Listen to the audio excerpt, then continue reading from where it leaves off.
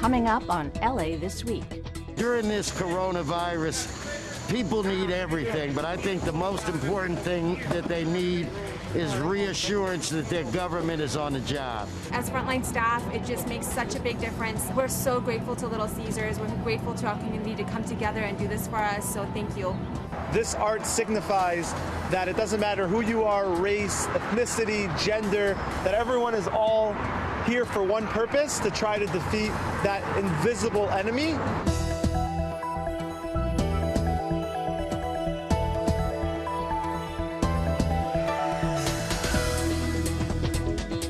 Hello everyone, I'm Maria Hall Brown. Here's what's happening in LA this week.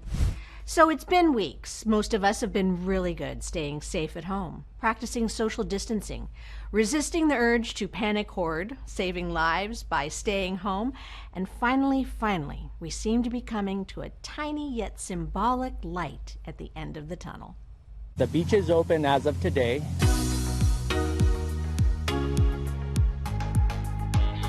Since we've been under the Safer at Home order, the beaches have been closed, and today the beaches are open for recreational purposes only. If you would like to go swimming, if you would like to run along the beach, please come to the beach and enjoy yourself.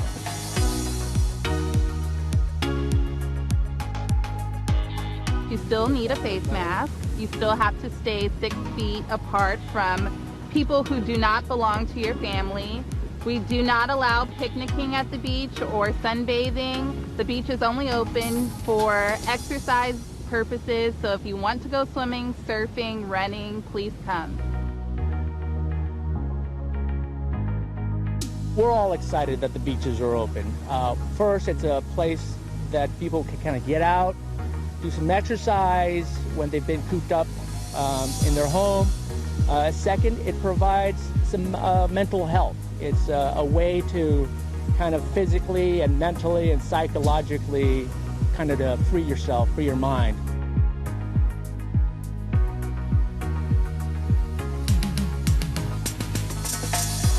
Come out and enjoy the beach, is fine, but just abide by the guidelines. We trekked from Venice Beach to the Port of Los Angeles, where I had a chance to sit down with Executive Director Eugene Soroka. He shared some of the challenges that COVID-19 has posed for North America's largest container port.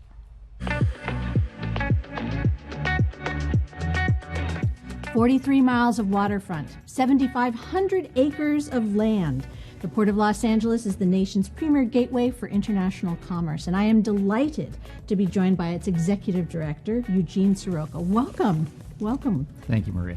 All right. So, as the executive director of the Port of LA, you obviously knew early on that as the largest container port in North America, it would certainly play a huge role in this pandemic. And then in the first part of March, Mayor Garcetti also charged you with being chief logistics officer for the city.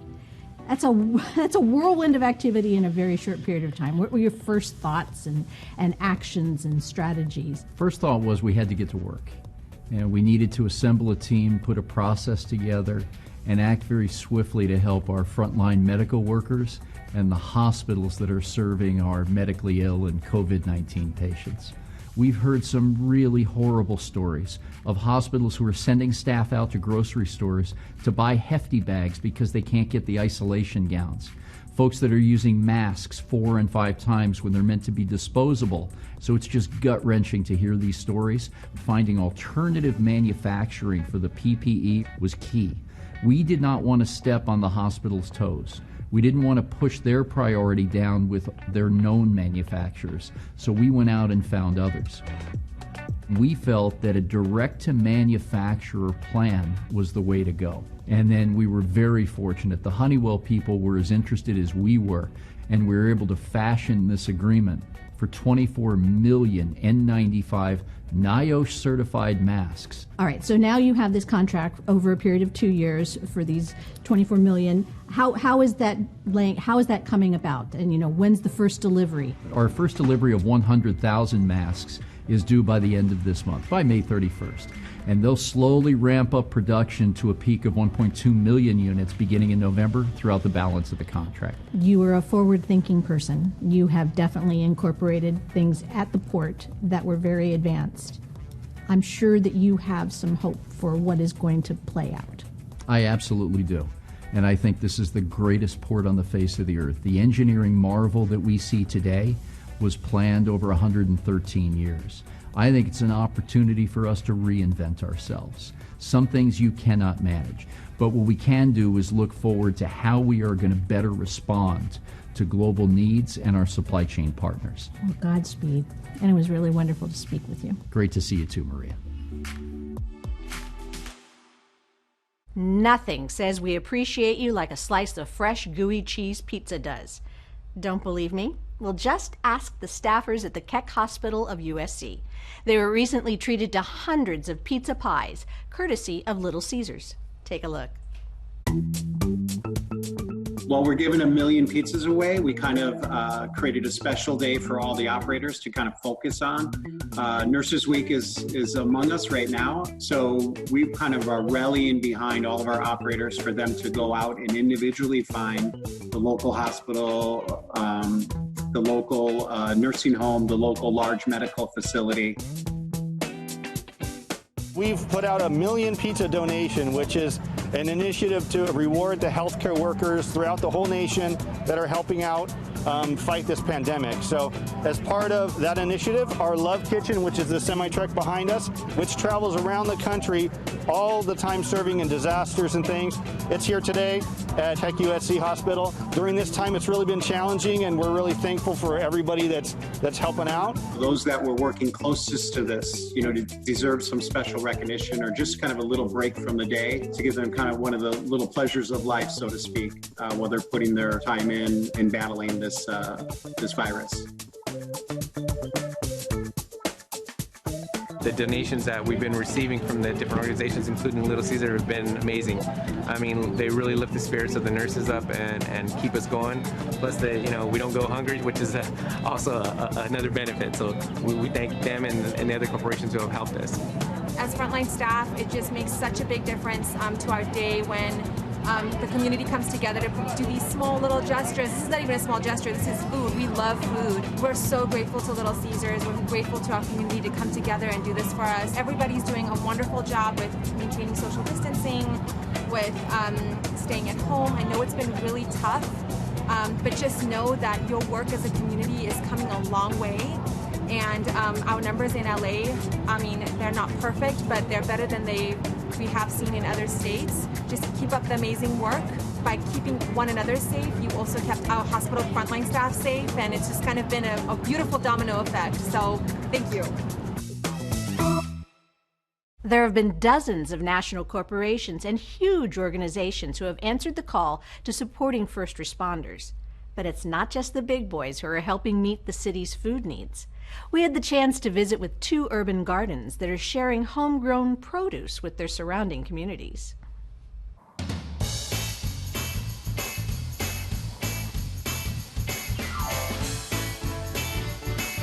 After the shutdown to stay safer at home, we expanded on our Food for Families program and opened a family resource depot.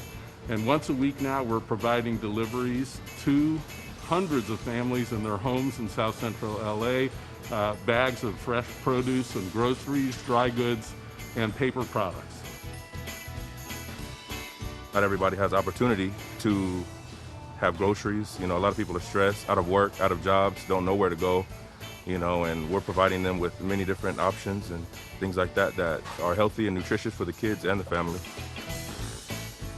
In addition to the food we're distributing today that we receive from the LA Regional Food Bank and Food Forward and other sources, we actually have fresh organic produce coming straight out of our gardens that's going out to family members.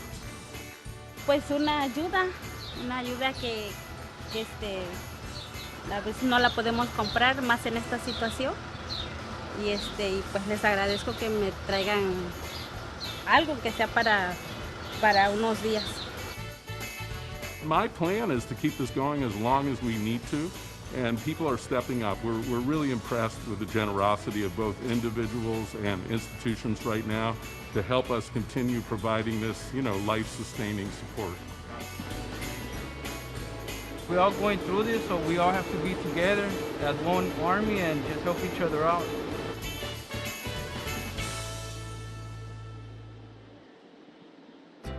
We're here in this beautiful garden in the middle of Westlake, and basically we are giving out produce to all the families here in Westlake. We transform with Cultiva LA, one of our partners on this empty lot into this beautiful garden that now is feeding families in the neighborhood. And the idea is to make bags for about 300 plus individuals in the Westlake and Pico Union community. We do this on every Thursday. This is part of our response, but it's also kind of our commitment to neighborhood gardens and to organic food. Y pues para nosotros es una gran ayuda esto que nos están dando más que nada. They could volunteer by going to our website at cultivala.org. We have a tab for donations and also for volunteers. With the people that are coming here, we are also doing the social distancing, and we are doing a system called Grab and Go, where people here just get their bags and they leave. They don't do registration or any of that. For those people that can't come here physically because of their disability or because of their age, we can take those by appointment. They can go to gilcedillo.com and maybe they can talk to or call our office, and in that way we can set up a delivery time for them. There are new rules for riders of public transit. Take in a virtual cooking class. And here's our first story on public art. All this and more up next on City Beat. LAX and local transit lines are adhering to new rules. Masks are now required when passing through the airport or getting on metro buses or trains. The rule is also in effect for Los Angeles Amtrak lines. Even some airlines are requiring them in flight, so be sure to check as part of your pre-travel preparations. The new rules are part of helping prevent the spread of the coronavirus. Are you an artist? Council District 8 is giving locals the chance to create designs for public trash cans. The district is looking for designs that are vibrant and inspiring to help keep the community clean. The chosen designs will be featured on public trash cans throughout South LA. Submissions will be accepted until May 20th, and the winner will be selected May 22nd. La Plaza de Cultura y Artes held a virtual cooking class. The classes were an effort to help students learn how to cook the cultural food and flavors that are native to northern Mexico. Maite Gomez Rejon of Art Bites led the class called Sabor al Norte, giving students a great and tasty activity during the stay-at-home ordinance. Councilmember Herb Wesson is calling on Angelenos to take into account communities of color when reopening business and public spaces in Los Angeles. People of color are being hit by this pandemic physically, mentally, and financially. These same communities are less likely to have health insurance, paid leave to support them when they're sick, making the economic and health consequences even more severe. These protests have called for easing restrictions that were meant to slow the spread of the virus. But people are forgetting about those of us who the virus is especially affecting. Doesn't our health matter? Doesn't our safety matter? Don't our lives matter? Even though Councilmember Wesson feels some trepidation around opening LA prematurely, that did not stop him from holding his annual Mother's Day giveaway in Council District 10. Hundreds of boxes and bags were handed out, safely feeding dozens of SoCal moms and their families.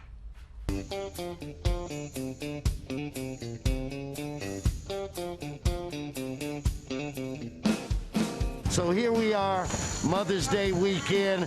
We're going to be giving out special Mother's Day bags to the mothers in this district, food baskets. We've been very active this whole crisis, trying to give people the things that they need. So today is more of a fun day. It's a happy Mother's Day. It's a hang on in there. We're going to be moving forward, and just to show them our appreciation. I, in particular, and I'm sure all the people that are here today, greatly appreciate his efforts and everything he's doing to make sure that his district is taken care of. During this coronavirus, people need everything, but I think the most important thing that they need is reassurance that their government is on the job. I think he's doing everything, that he can do at this moment. I mean, we're all just like from day to day trying to figure out where to go next, But in the meantime, they are trying to make sure that families are, being taken care of as much as possible. The city closed down, we opened up. It's moments like this where government needs to stand up and stand out and help its constituency.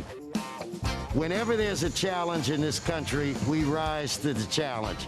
This will pass as long as we stay together and help one another. We're a very resilient people. We are survivors. It's what we do here.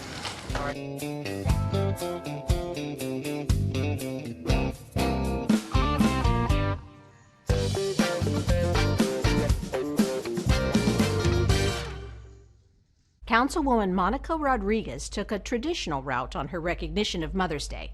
She spent the morning giving out an elegant, delicate gift meant just for Mom.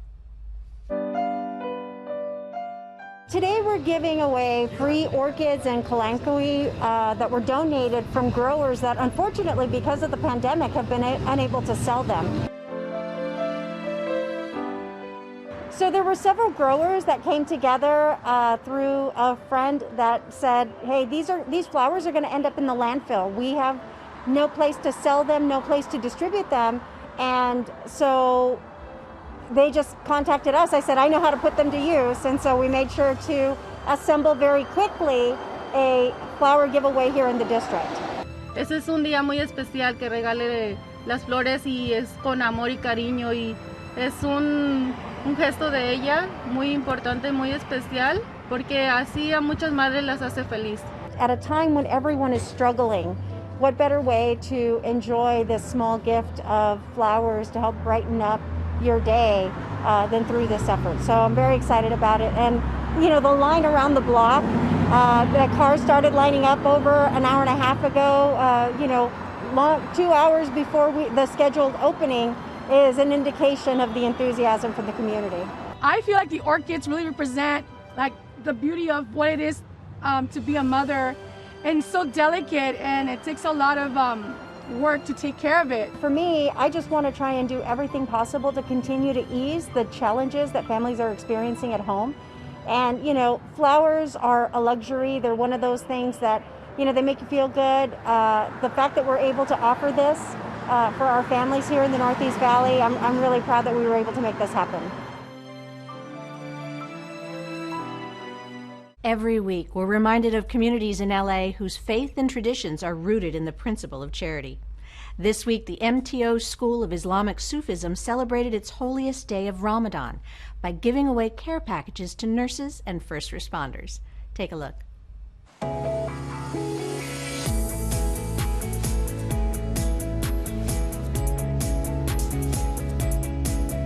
It's a day of just giving. It's on International Nurses Day. MTO has decided to really give back and support nurses and hospitals and medical clinics and anywhere where there's frontline workers and first responders. We're really grateful. Most of us are very privileged.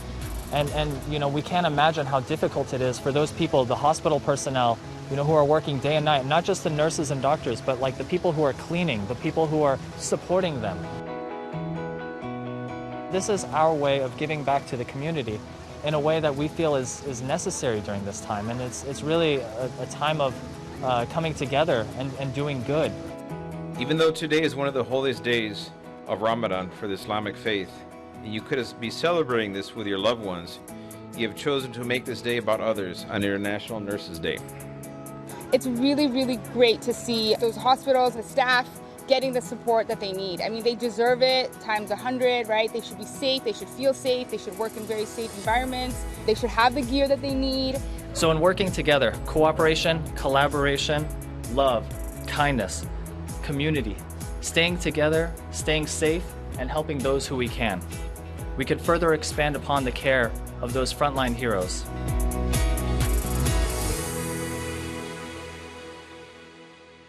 Over the last few weeks, Angelenos have rallied to the aid of neighbors, co-workers, and largely to the aid of strangers. And yet for some, the hardest part of enduring the pandemic is not the financial straits nor food insecurity that has come with it. For some, the hardest part is the emotional and mental stress of navigating these new circumstances. So, in recognition of National Mental Health Month, the good folks from LA Medical Services have dropped by with some useful tips on how to keep your mind healthy. The coronavirus, COVID-19, brought with it a trifecta of bad news for health, for finances, and now, as it turns out, for mental health as well. I'm delighted to welcome Joanne O'Brien and Dr. Laura Kokinda from LA City Medical Services. Dr. Kokinda, as a species, how are we at adapting to such stressful and dramatic changes in our lives? You know, humans are actually quite resilient and quite adaptable, which is the good news. Lots of things that psychologists are recommending now is, first of all, keep your routine to some degree. It's going to look very different.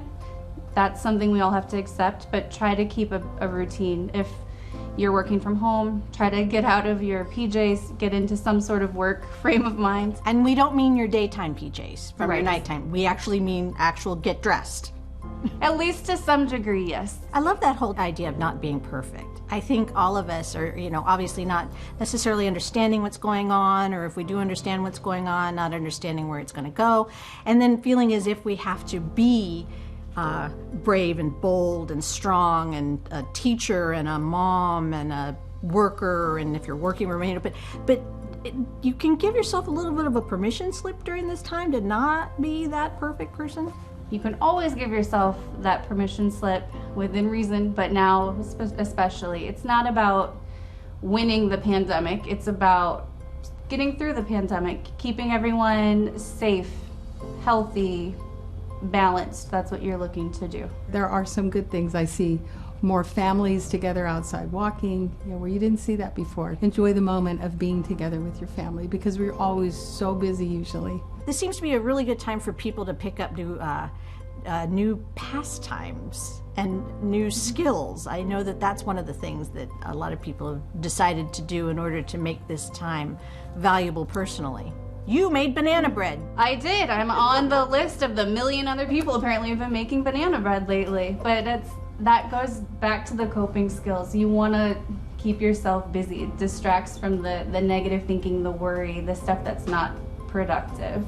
So when all this is past and we look back, how has Los Angeles done? I'm completely impressed on how Los Angeles has handled it.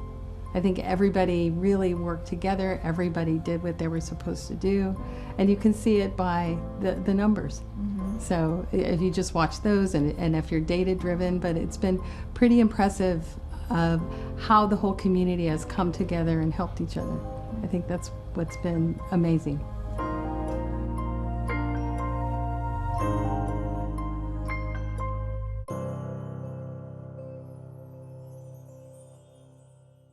For many of us, wandering a good museum used to be a great escape from mounting personal stress. But even now, you don't have to wait for LACMA or MoCA to reopen. Chances are, truly imaginative and timely art is just around the corner.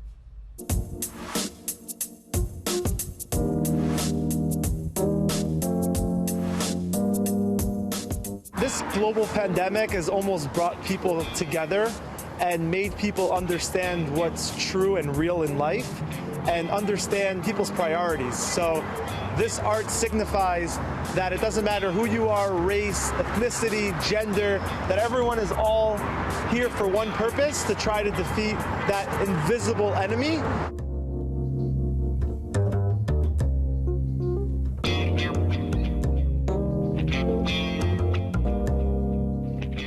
sometimes it's hard to convey words, and illustrations can really put a lot more thoughts and meaning into what people are thinking. This artwork, you don't have to say much. You can look at the picture, and because everyone's dealing with this global pandemic, they kind of relate to it right away and understand, you know, the problems, the conflicts, and how we can almost perfect and keep increasing the way we're looking at this world.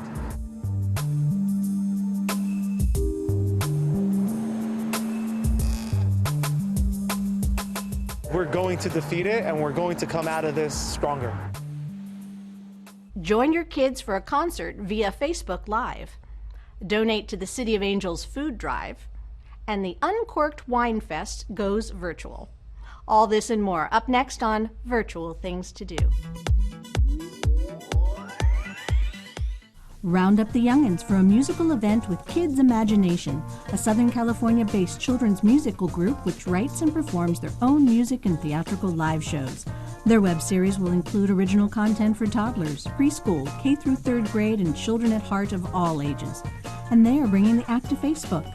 This live interactive concert happens Saturday, May 23rd, beginning at 11 a.m. Don't miss Kids Imagination on Facebook Live. It promises to be a real hoot. Join artist King Clave, Leo Dan, and Eduardo Mentoret in the Miami Symphony Orchestra as they come together for a high-octane virtual concert. Cuidate y Cuatente, hosted by Nora Mila and Rafael Sigler, is a 2-hour musical extravaganza produced by Uno Productions and the Coalition for Humane Immigrant Rights, CHIRLA, the largest immigrant rights organization in California. Cuidate y Cuatente drops Saturday, May 23rd at 4 p.m. Uncorked is taking the party to the internet by throwing its first virtual wine fest. Enjoy a curated selection from quintessential wines shipped directly to your door, and get a special login to be part of our virtual party on Saturday, May 23rd from 7 to 9 p.m.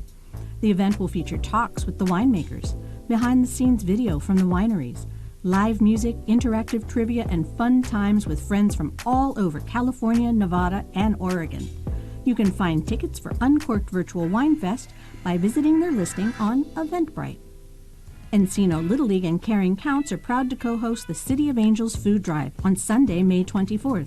Please bring unopened, non-perishable food to Encino Little League at 5120 Havenhurst Avenue in Encino. All items will be collected via trunk for contactless drop-off. Proceeds from the drive will benefit Sova Food Pantry. The City of Angels Food Drive happens Sunday, May 24th from 9 a.m. to 1 p.m. And that's a look at some virtual things to do. Here at Channel 35, we stay committed to bringing you the best information possible during the COVID-19 outbreak. Remember that you can sign up with Notify LA to receive emergency alerts. To sign up, just text your zip code to 888-777. You can also find reliable information about the resources available from the City of Los Angeles at these websites: publichealth.lacounty.gov, coronavirus.lacity.org, or at emergency.lacity.org. That's it for this edition. I'm Maria Hall Brown. From all of us here at LA This Week, thanks for joining us. A reminder that you can catch us online at lacityview.org. We're also on Facebook, Twitter, and YouTube. See you next time for more LA This Week.